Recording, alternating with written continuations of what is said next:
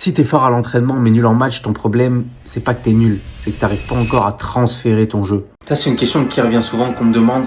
Ben, je suis bon à l'entraînement mais pas en match. Alors déjà, faut comprendre un truc, c'est que en match, tu joues sur ce que tu connais. Tu joues pas sur ce que tu sais à peine faire. Tu joues sur ce que tu maîtrises vraiment. Donc là, c'est l'été, tu vas avoir l'occasion de faire ça. En 1, tu choisis 2 skills et tu les transformes en armes de guerre. Cet été, faut pas que tu partes dans tous les sens. T'apprends pas 25 moves. Tu fais pas 600 exercices que t'as trouvé sur Instagram tous les jours. Juste 2 vraies armes. Par exemple, ton pull-up à 2 points et ton flotteur. Derrière, tu dois apprendre les counters et les variantes. Si le défenseur il recule, tu shoots. Si le défenseur il avance, tu drives. S'il te coupe la main forte, t'as une réponse. Parce qu'en match, tu dois pas chercher quoi faire. Tu dois reconnaître une situation rapidement et déclencher, tout simplement. En 2, tu dois les répéter jusqu'à ce que ce soit instinctif. La différence entre l'entraînement et le match, c'est la vitesse, la fatigue, la pression. Donc tes skills, ils doivent être répétés jusqu'à ce que ton cerveau n'ait même plus besoin de réfléchir. Et en fait, ce qui se passe, c'est qu'à force de répétition, ton cerveau, il améliore les connexions nerveuses. Le mouvement, il devient plus rapide, plus fluide, plus automatique. Là, je suis pas en train d'inventer, c'est vraiment ce qui se passe dans ton cerveau. Et comme pour toutes les tâches que tu fais dans la vie. Et c'est à partir de là que ton vrai entraînement, il va commencer à se voir en match.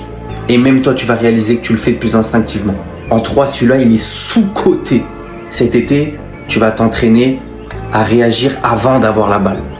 Arrête d'attendre d'avoir le ballon pour réfléchir. Ça tue ton momentum et après, tu sais plus quoi faire.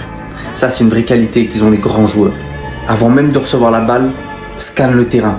Regarde où est le défenseur, où est l'aide, qui est ouvert. Est-ce que je shoot? Est-ce que je passe? Est-ce que je drive? Et tout ça pendant que la balle, elle arrive vers toi. Pour ça que tu dois toujours garder la tête levée. Et quand tu reçois la balle, ta décision, elle doit déjà être prise. Quand tu regardes les bons joueurs, ils sont certes plus athlétiques, mais ils jouent pas forcément plus vite avec leurs jambes. Ils jouent plus vite avec leurs yeux et leur cerveau. Et 4, joue avec l'intention, pas avec la peur de rater. Il y a beaucoup de joueurs qui sont bons à l'entraînement parce qu'ils sont libres. Ils s'en foutent de rater. Et quand ils arrivent en match, ils se disent « et si je rate ?» Et ça casse toute leur confiance, tout leur jeu.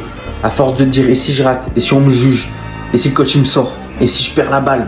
Cet été, donne-toi une règle. Tu joues avec intention.